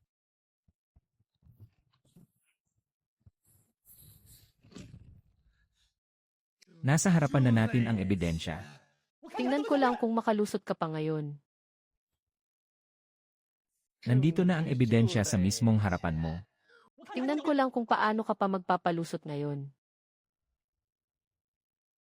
Wenhao, akalain mong nagawa mo kaming traidurin at gumamit ka ng mga pre-cook na ulam. At expired pa talaga, ate. Inaamin ko, gumamit nga ako ng mga pre-cook na ulam. Pero hindi ko naman alam na expired na pala ang mga yon. Paano? Paano mo nagawang gumamit ng mga ganoong klaseng pagkain? Sinisira mo ang reputasyon ng sarili nating kainan. Gusto ko lang naman sana kayong makatipid eh. 15 mesa ang kailangan natin para sa handaan. Kung bibili pa tayo ng mga sariwang sangkap, baka ilang beses na mas mahal ang magastos natin. Pero iba kapag mga instant na ulam. Bukod sa mura, maganda pa ang kalidad. Malinis at ligtas pa. Papainitin lang, pwede na agad ihain. Sobrang sulit, di ba? Kalokohan. Ibinigay ko sa iyo ng buo ang pambili, walang labis, walang kulang. Para lang makakupit ka. Nagawa mo talagang manloko ng mga tao gamit ang mga murang pagkain yan. At ngayon, ang dami mo pang palusot. Kapag hindi kita tinuruan ng leksyon ngayon, baka nakakalimutan mo kung sino ang binabangga mo. Kalma lang, pag-usapan natin to ng maayos. Pamilya tayo rito. Huwag na nating palalain ito. Hanggang ngayon ba naman, kinukonsinti mo pa rin siya? Kung hindi dahil sa kasakiman niya sa pera, aabot ba tayo sa ganitong sitwasyon? Inaamin ko. May pagkakamali nga ang kapatid ko. Pero wala ka bang kasalanan? Kung napansin mo sana agad, di sana walang naging problema. Sa akin mo pa talaga ibubunto nito. Aba, syempre kasalanan mo rin. 15 mesa ng handaan ang pinasalo nyo sa akin ng mag-isa. Kung hindi ako gagamit ng mga instant na ulam, sa tingin mo ba matatapos ko yon? Ikaw kaya sa pwesto ko? Tama na, tama na. Huwag na kayong mag-away. Wenhao, lumabas ka muna. May kailangan lang kaming pag-usapan ng bayaw mo. Bless you. Ganyan lang, hahayaan mo siyang umalis na parang walang nangyari. Kapatid ko pa rin siya. Ano bang gusto mong gawin ko? Hindi ko naman siya pwedeng ipakulong, di ba? Isa pa, nangyari na ang nangyari. Wala nang silbi kung magsisisisihan pa tayo. Ang pinakamahalaga ngayon ay makahanap ng paraan para makalikom ng pera. Napakadaling sabihin yan. 4 na milyon yon, hindi 400. Saan naman tayo kukuha niyan ng ganito kabilis? Kinuwenta ko na. May ipon tayong 2 milyon. Ibebenta natin ang bahay. Tapos utang pa tayo ng konti sa bangko. Malamang makukumpleto na natin yon. Ibebenta ang bahay. Saan na tayo titira niyan? Mangungupahan muna tayo. Kapag bumuti na ulit ang negosyo sa restaurant, bibili na lang tayo ulit ng bago. Habang may buhay, may pag-asa. Basta masalba lang natin ang restaurant. May pagkakataon pa tayong makabawi. Sa bagay. Pero pagkatapos ng gulong ginawa ng kapatid mo, makakapagpatuloy pa kaya ang restaurant natin? Naman, nung una tayong magbukas, matumal din naman ang benta. Pero di ba lumago rin tayo katagalan? Dahil yon kay Papa. Mag-isa niyang ginagawa ang trabaho ng ilang tao. Tapos hindi pa siya humihingi ng sweldo. Kaya imposibleng hindi tayo kikita. Di pa balikin mo ulit ang papa mo. Libreng trabahador din yon. Sayang naman kung hindi natin gagamitin. Itinakwil na nga ako ni Papa. Babalik pa kaya yon? Tatay mo pa rin siya. At sa'yo pa rin siya aasa pagtanda niya. Bulahin mo lang ng konti para lumambot ang puso niya. Siguradong babalik yon. Sa bagay, tama ka. Kapag nalugi ako, wala nang mag-aalaga sa kanya. Siguradong hindi niya ako matitiis. Ano pang tinutunganga mo dyan? Tawagan mo na ang papa mo.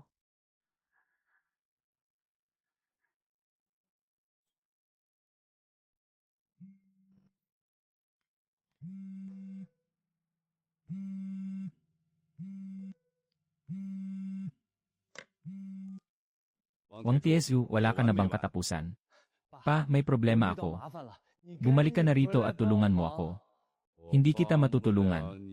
At ayoko na ring tumulong. Kung hindi ka pupunta, babagsak na itong restaurant ko. Wala akong pakialam. Anong walang pakialam? Ikaw pa nga ang naglabas ng pera para itayo to. Talaga bang nakakatiis kang panoorin itong bumagsak? Lene, alam mo pa palang ako ang nagpondo rito. Kung gayon, gusto kong itanong. Bakit ako, na siyang pinakamalaking mamumuhunan, ay wala man lang karapatang kumain ng kahit simpleng patatas? Pa, nasa ganitong sitwasyon na tayo, nagrereklamo ka pa rin sa maliliit na bagay. Hindi ka ba pwedeng maging mas malawak ang pangunawa gaya ng biyenan ko? Hanggang ngayon, iniisip mo pa rin ako ang may problema. Sige na, tama na, tama na. Isipin na lang nating ako ang may mali, okay? Basta't bumalik ka lang at magtrabaho. Araw-araw kitang pakakainin ng patatas. Bibigyan pa kita ng 500 piso buwan-buwan bilang allowance. Ayos na ba yon? Wang Tiezu, talagang hindi ka na magbabago. Huwag mo na akong guguluhin kahit kailan. Hello, hello. Ano, anong sabi ng matandang iyon? Ayaw niyang pumunta. Tawagan mo ulit. Tawagan mo siya hanggang sa pumunta siya rito. Kuya Jiangwo, hulaan mo kung sinong tumawag sa akin kanina. Sino? Si Makiang, si Boss Ma. Yung nandyan kanina sa restaurant ng mga Zhu. Yung boss man na nagpahanda roon. Tama, naperwisyo si Boss Ma sa restaurant ng mga Zhu. Kaya agad siyang tumawag sa akin. Tinatanong niya kung pwede raw ba tayong tumanggap ng 15 mesa para sa handaan bukas. Hindi ko talaga inaasahan na ang negosyo ng restaurant ng mga Zhu ay mapupunta lang din pala sa atin. Siyempre, kung tatanggapin ba natin ito o hindi, ay nakadepende pa rin sa'yo. May menu ba? Nag-aapoy na manok ng general. Klasikong braised pork. Huedia wine stew. Silver threads on jade plate, kasama ang 4 na dakilang putahen pang imperial at mga sikat na pagkain. Dagdag pa ang 8 komplikadong putahe. Talagang kakaiba. Kaya pala pumalpak ang restaurant ng mga Zhu. Kuya Jiangwo, kung masyadong matrabaho to, papakansela ko na lang. Walang problema. Nandito na ang mga customer, bakit pa natin tatanggihan? Tutal, wala naman din tayong ginagawa rito. Mabuti pang mag-unat-unat na muna ng buto, yenen. Sige, magpapatawag na ako ng tao para ihanda ang mga sangkap.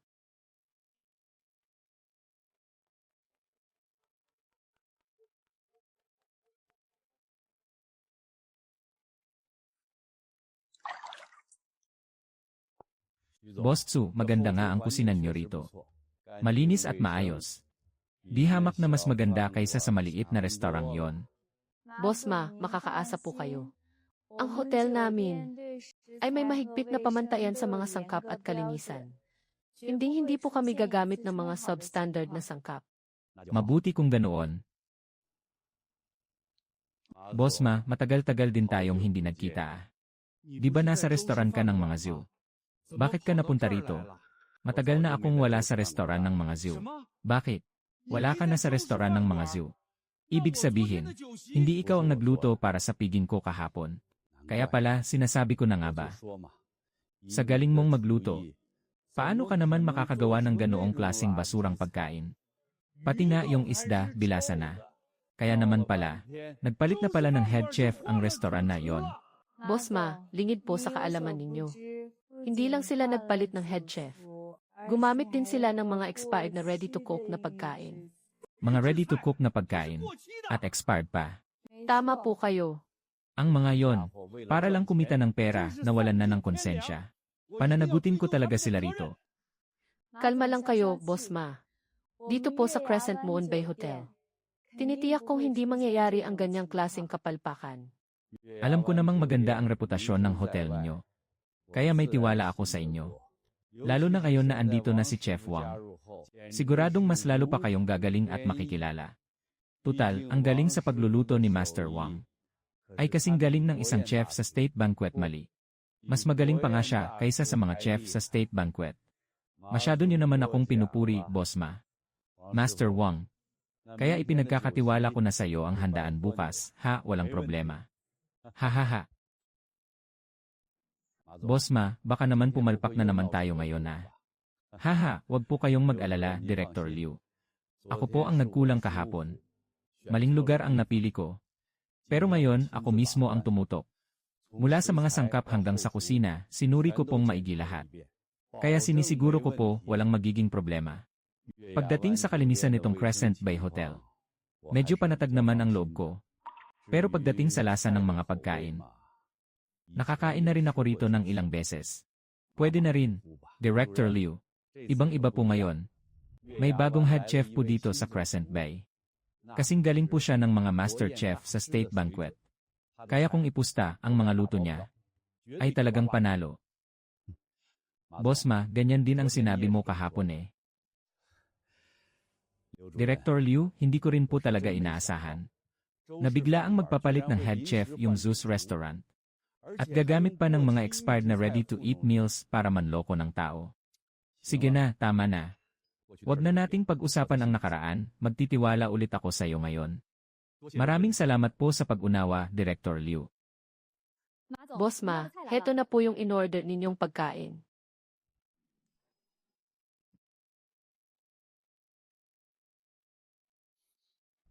Elnan, ang bango naman nito. Director Liu, ito po ang pinaka-original na Gaizen Braised Pork.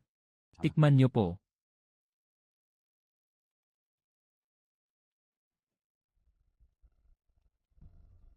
Malambot ang taba pero hindi nakakaumay. Siksik ang laman pero hindi makunat. Natutunaw agad sa bibig. At hahanap-hanapin mo talaga ang lasa. Grabe, ang sarap nitong Gaizen Braised Pork. Director Liu, sana po ay hindi kayo na-disappoint sa Gaizen Braised Pork na to. Tunay ngang isa itong pagkain pang maharlika. Talagang totoo nga ang usap-usapan. Director Liu, tikman niyo po itong General's Flaming Chicken.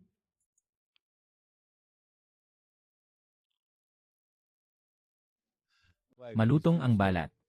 At malambot ang loob. Nanunuot hanggang buto ang amoy ng alak. Bawat kagat, ramdam mo ang iba't ibang lasa. Napakasarap talaga. Ngayon lang ako nakatikim ng ganitong kasarap na manok. Basta't nasisiyahan po kayo, masaya na rin kami. Director Liu, tikman niyo pa po ito, puro primera klaseng putahe yan. Mukhang mabubusog ng husto ang tiyan ko ngayon ah.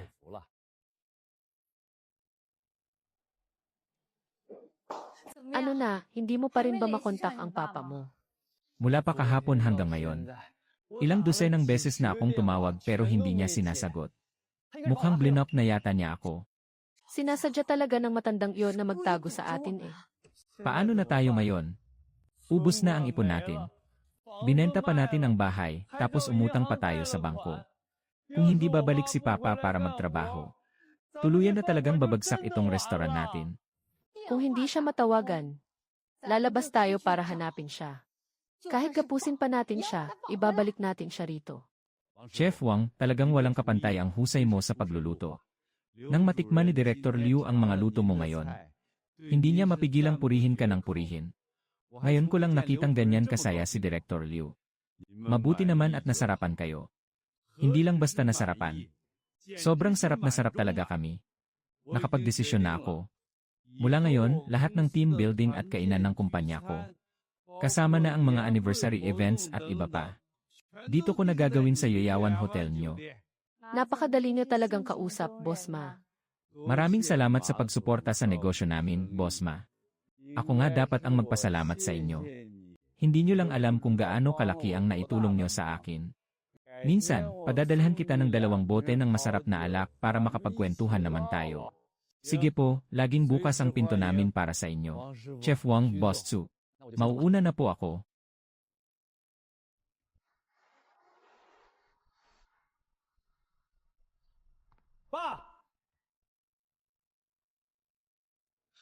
Sa wakas, nahanap din kita. Anong ginagawa niyo rito? Pa, sumama na po kayo sa akin pabalik. Dahil hindi po kayo ang nagluluto. Ngayon sa restaurant natin. Wala na po kaming mga customer. Walang customer, anong pakialam ko? Kayo mismo ang hindi sumunod sa ayos.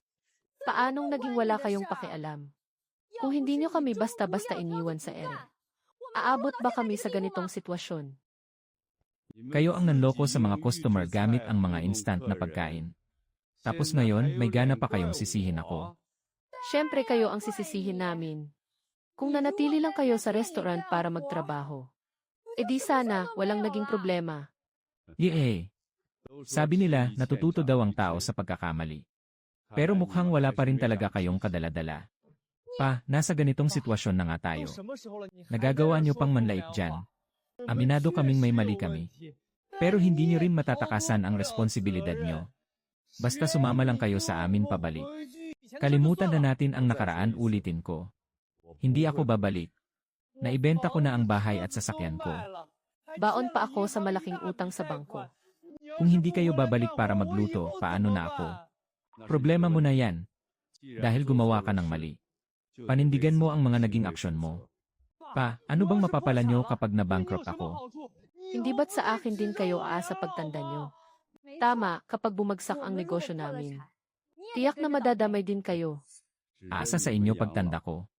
Baka mamatay lang ako sa gutom sa kalsada. Ito lang ang masasabi ko. Kayo ang lumutas ng sarili nyong problema. Wala akong oras na sayangin sa inyo. Hindi kayo pwedeng umalis. Kailangan nyong sumama sa amin pabalik ngayon, bitawan nyo ako. Pa, isa ka lang namang utusan dito sa hotel na to. Nahihirapan kang ang buhayin ang sarili mo. Anong mararating mo rito? Mas mabuti pang bumalik ka sa restaurant bilang head chef. Pangako, alagaan talaga kita ng mabuti. Sino nang may sabing utusan lang si Kuya Jayango?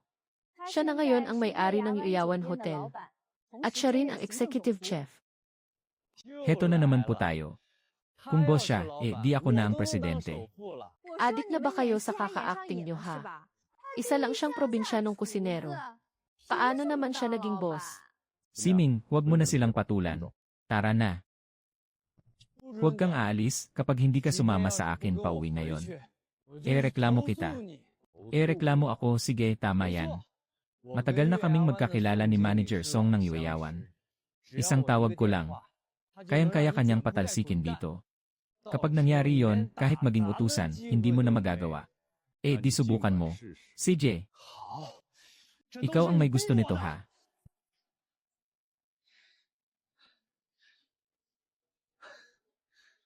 Hello, Manager Song. Si Wang Tiezu to.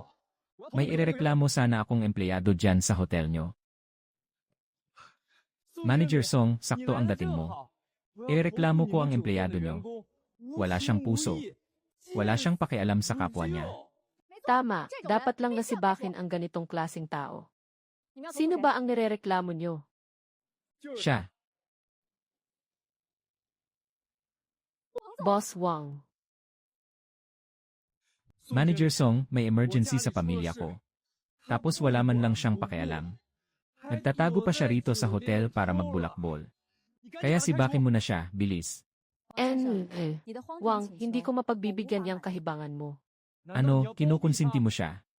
Manager Song, kapag hindi mo tinanggal ang taong to, sa mismong boss nyo ako magrereklamo. Nandito lang naman ang boss namin. Gusto nyo ba siyang ireklamo? Kayo na ang bahala. Nasaan ang boss? Siya po ang may-ari ng Yuyawan. Ano? Siya ang boss ng Yuyawan. Manager Song, nagbibiro ka lang, di ba? Dati lang siyang kusinero sa restaurant. Paano siyang naging boss ng Yuyawan? Formal nang kinuha ni Boss Wang ang pamamahala sa Yuyawan noong isang araw. Ngayon, ang 300 empleyado ng buong hotel ay nasa ilalim lahat ng pamamahala ni Boss Wang. Ngayon, irereklamo nyo pa rin ba ako? Papa. Ikaw talaga ang boss ng Yuyawan. Totoong-totoo yan, ayos. Napakabuti nito, ligtas na tayo ngayon, Papa. Bakit hindi mo agad sinabi ang ganitong kahalagang bagay? Ang tagal tuloy naming nagkamali ng akala. Kung sinabi ko ba, maniniwala kayo. Papa, matanda ka na. Ang ganitong 5-star hotel na katulad ng Yuyawan, hindi mo nakakayaning patakbuhin. Kaya ilipat mo na agad sa akin ang pamamahala. Ako na ang mamamahala para sa'yo. Papa. Napakahirap pamahalaan ng ganitong kalaking hotel. Hayaan mo na lang na kami ang gumawa nito. Bakit nyo naman naisip na ibibigay ko sa inyo ang hotel? Papa, para rin naman to sa kabutihan mo, tignan mo nga ang sarili mo. Matanda ka na, bakit kailangan mo pang magpakapagod araw-araw? Paano kung may masamang mangyari sa'yo? Sobra kaming masasaktan bilang mga anak mo. Papa. Kung kami na ang mamamahala sa hotel, magre-relax at magpapakasarap ka na lang sa buhay. Mabuti pang kalimutan nyo na. Ang kalokohang yan, hindi mapapasa inyo ang hotel, Papa. Pamilya tayo. Kung hindi mo ibibigay sa akin, kanino mo pa ibibigay? Ibibigay ko kahit kanino, pero hindi sa'yo. Papa, ako ang anak mo. May karapatan akong manahin ang mga ari-arian mo. Papa, sa sobrang tanda mo nang yan, bakit nagpapakamadamot ka pa sa yaman mo? Kapag nawala ka na sa mundong to, hindi ba't sa amin din naman mapupunta ang mga ari-ariang to? Hindi pa ako namamatay. Pero pinagnanasaan nyo na ang yaman ko, Papa. Kahit ano pang sabihin mo, mapapasakin din ang lahat ng yaman mo. Ibigay mo man ngayon o mamaya, ganoon din naman yon, di ba? Iyan tandaan mo itong sasabihin ko ngayon. Kahit ipamigay ko pa lahat ng ari-arian ko, hindi ko ipapamana sa inyong dalawang walang utang na loob. Kaya habang maaga pa, kalimutan nyo na ang kahibangan na to. Bakit ba ang tigas ng puso mo? Kung walang puso man ako, kayo ang nagtulak sakin. Ang tigas talaga ng ulo ng matandang hukluban na yan. Mainit lang siguro ang ulo ni Papa ngayon. Baka pagkalipas ng ilang araw magbago rin ang isip niya. Kailangan nating makuha ang Yawan Hotel na yan. Ito na ang pinakamagandang pagkakataon para yumaman tayo. Huwag kang mag-alala, ako lang ang kaisa-isang anak ni Papa. Maaga man o huli, mapapasakin din ang lahat ng ari-arian niya. Wang Tiezhu, isang buwan na ang nakalipas. Yung Yawan Hotel, kailan mo ba talaga makukuha yon? Ayaw nga akong harapin ni Papa Ano nang gusto mong gawin ko? Bakit ba napakawalang kwenta mo? Simpleng bagay lang, hindi mo pa magawa. Abat may gana ka pang manisi ngayon.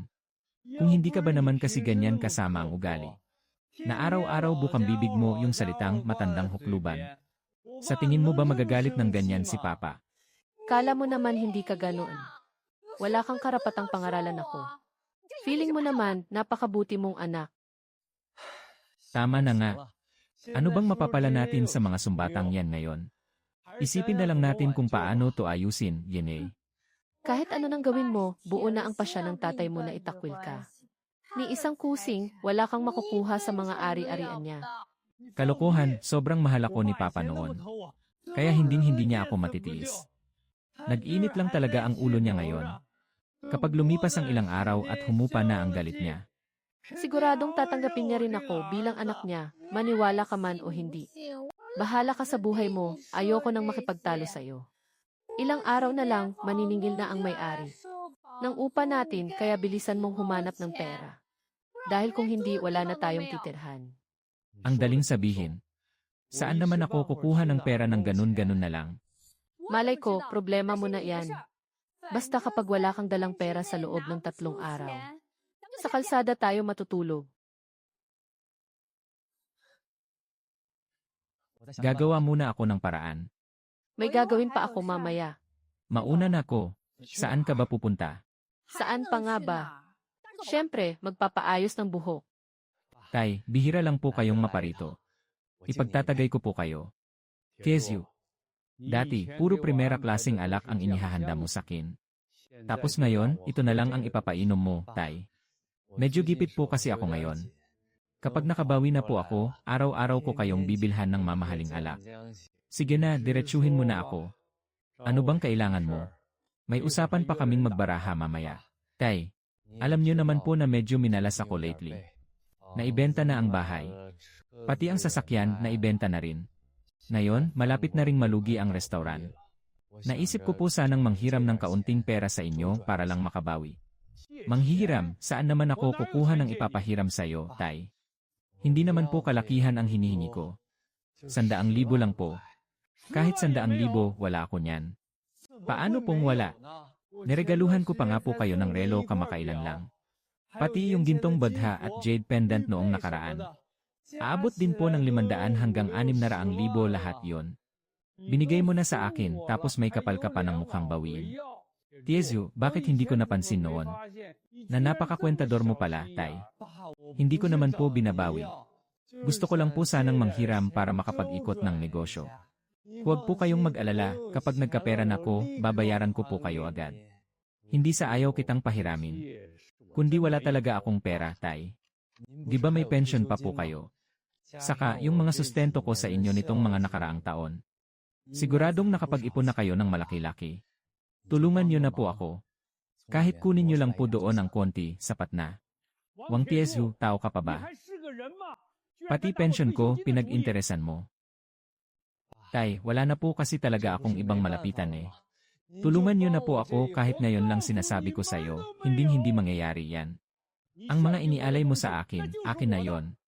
Kaya ganyan ang sinapit mo ngayon dahil wala kang kakayahan.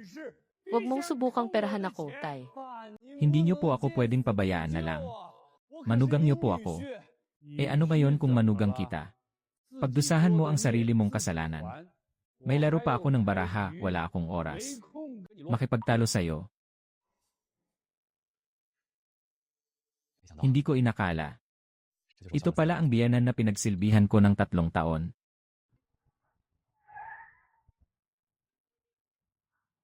Hoy, Wang Tiezhu. Bakit hindi ka pa nagbabayad ng upa? Hinahanap na ako ng may-ari kanina, nagde-deliver pa ako ng pagkain ngayon. Saka na natin pag-usapan pag-uwi ko. Bilisan mong umuwi pagkatapos niyan, wala kang kwenta.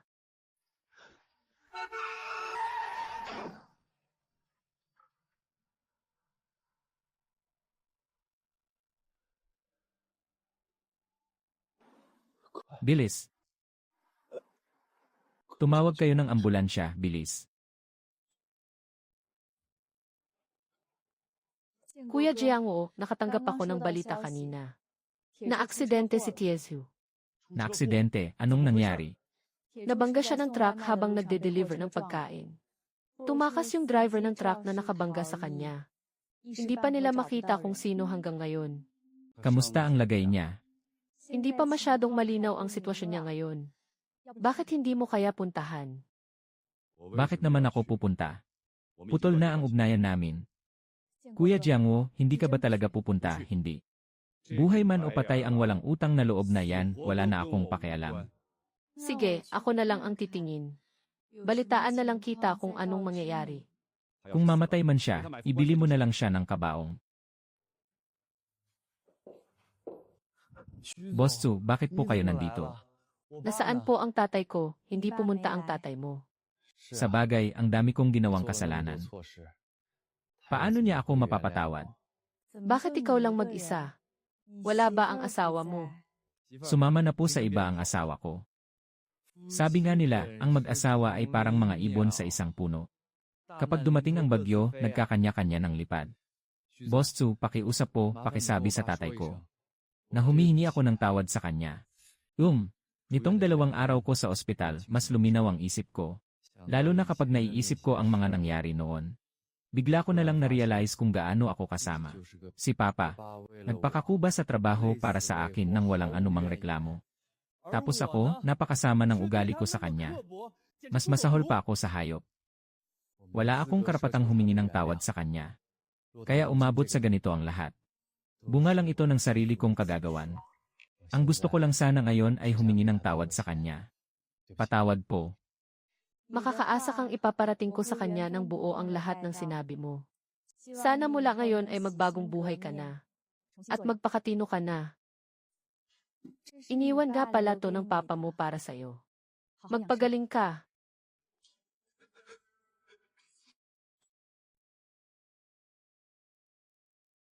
Kuya Jiangwo, kumusta na? Hindi pa naman patay ang mokong na yon, di ba? Mabuti na lang at walang napuruhan sa kanya. Kailangan lang niya ng ilang araw na pahinga para gumaling. Napakaswerte niya at buhay pa siya. Kuya Jiangwo, may pinapasabi nga pala si Tiezhu. Humihingi raw siya ng tawad sa'yo. Lene, anong silbi ng paghingi niya ng tawad ngayon? Nakikita kong talagang nagsisisi na si Tiezhu. Pagkatapos na nangyaring aksidente, parang bigla siyang natauhan. Ibang-iba na ang tono ng pananalita niya kumpara noon. Kung talagang alam na niya ang pagkakamali niya. Hindi pa huli ang lahat para magbago siya. Pero siya na ang bahalang bumangon at harapin ang sarili niyang buhay. Nga, may kanya-kanya naman tayong buhay. At may sariling landas na tinatahak. Ikaw, Kuya Jiangwo, ano ng plano mo ngayon? Siyempre, papalakarin ko ng maayos ang Yoyawan. Ibinigay mo sa akin ang ganito kalaking hotel. Kaya hindi ko sasayangin ang tiwala mo. Hindi tungkol sa trabaho ang tinutukoy ko, kundi sa personal mong buhay. Anong ibig mong sabihin? Kuya Jiangwo, hindi mo ba naisipang mag-asawa ulit? 50 taong gulang na ako. Mag-aasawa pa ba ako? Sa ganitong edad ko. Sino pa kayang magkakagusto sa akin? Anong masama kung 50 na? Nasa kalakasan ka pa nga eh. Kuya Jiangwo, kung hindi mo sana mamasamain. Paano kaya kung ako na lang ang makasama mo habang buhay? Oh, bakit? Ayaw mo ba? Hindi naman sa ayaw ko. Masyado lang kasing biglaan. Ibig sabihin ba niyan, pumapayag ka na? Basta ba, tanggap mo ang isang matandang katulad ko. Mabuti naman kung ganoon, Tara, magparehistro na tayo ng kasal ngayon din. Ngayon na agad, wala nang patumpik-tumpik. Paano kung bigla kang magbago ng isip? Sa pagkakataong ito, hinding-hindi na kita bibitawan pa. CJ,